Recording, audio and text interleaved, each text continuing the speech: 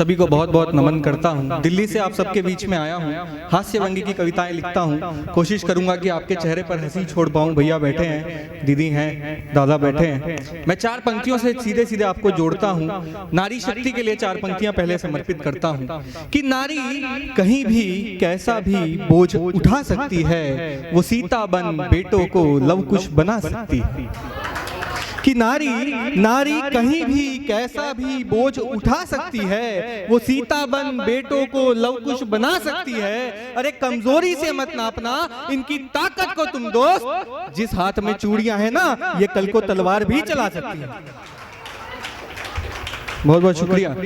अब सीधे सीधे औकात पर आते हैं और चार पंक्तियां रखता हूं। प्रेम की बहुत बात हो रही थी, तो देखिए जब एक हास्य कवि को प्रेम होता है, उसे चार पंक्तियों में लिखने की कोशिश की है। एक मुक्तक आपके सामने रखता हूं कि उनकी नजरें झुकी तो लगा वे भी प्यार में है।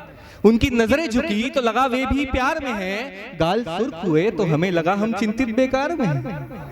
उनकी नजरें झुकी तो लगा वे भी प्यार में हैं, गाल सुर्ख हुए तो हमें लगा हम चिंतित बेकार में हैं। अपने दिल की सारी हिम्मत जुटा उनके दिल के दरवाजे पर दस्तक देने पहुंचे, गंभीर आवाज आई प्रतीक्षा करें आप कतार में। बहुत बहुत शुक्रिया। सीधे सीधे कविता से जोड़े चलता हूं जिसका शीर्षक भ्रष्टाचार है। मौलिक कविता आपको जोड़ता हूं कि एक दिन एक दुखियारी महिला डॉक्टर के पास आई, रोनी सी सूरत बना अपनी दुविधा फिर बतलाई।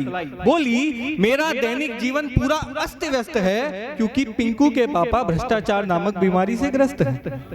इस बीमारी के लक्षण काफी पहले नजर आने लगे थे। इस बीमारी के लक्षण काफी पहले नजर आने लगे थे। बाराती शगन लिफाफों में नहीं, फाइलों में रखकर लाने लगे थे। दिक्कत तो तब बड़ी जब पंडित जी मंत्र बुदबुदाने लगे। हर एक स्वाहा के बाद अपनी दक्षिणा 100 रुपए कर बढ़ाने लगे। साली साहिबा तक से जुगाड़ करने में बिल्कुल ना शर्माए। ये साली साहिबा तक से जुगाड़ करने में बिल्कुल ना शर्माए। अरे 2100 रुपए की घूस खाकर अपने जूते खुद ही चोरी करवाए। खैर अब पेट गोल, सर साफ और नजर कमजोर हो गई है। घर के हर एक कोने में लॉकर की व्यवस्था चारों ओर हो गई है। रात को एंटी करप्शन ब्यूरो के डर से नींद से जागने लगे हैं। रात को एंटी करप्शन ब्यूरो के डर से नींद से जागने लगे हैं। भाई साहब पप्पू की रिपोर्ट कार्ड पे भी साइन करने के 100 रुपए मांगने लगे। डॉक्टर साहब बहुत बहुत धन्यवाद। डॉक्टर साहब अब आपको और कितना समझाना पड़ेगा। डॉक्टर साहब अब आपको और कितना समझाना पड़ेगा। बाजार से सब्जी लाने को कहूं तो कहते हैं काम हो जाएगा, डिपार्टमेंट मेरा नहीं है, थोड़ा चढ़ावा चढ़ाना पड़ेगा।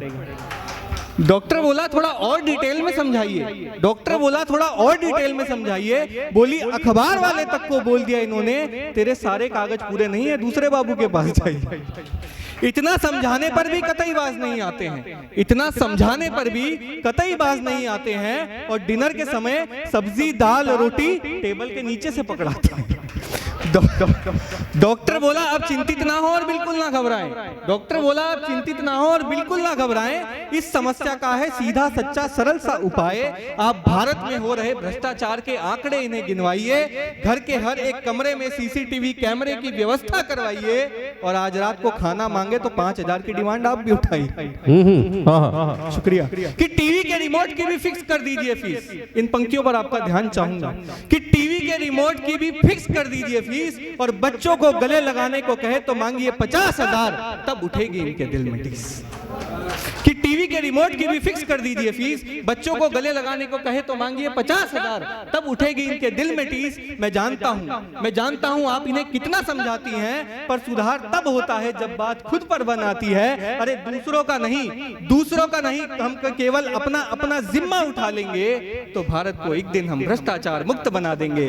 भारत को एक दिन हम भ्रष्टाचार मुक्त बना देंगे। जाते जाते चार पंक्तियां और पढ़ता हूं कि अंधेरों में भी चिराग जलाने के लिए। ये मुक्तक आप सबको समर्पित करता हूं। बहुत प्यारा सुन रहे हैं आप, बहुत मजा आ रहा है। कि अंधियारे में भी चिराग जलाने के लिए, सन्नाटों में भी गीत गुनगुनाने के लिए। अंधियारे में भी चिराग जलाने के लिए, सन्नाटों में भी गीत गुनगुनाने के लिए। अरे यूं तो रोज रोती है ये दुनिया, जहां भी देखो जिगरा चाहिए इस जमाने में खुलकर खिलखिलाने के लिए। बहुत बढ़िया, बहुत बढ़िया, बहुत बढ़िया।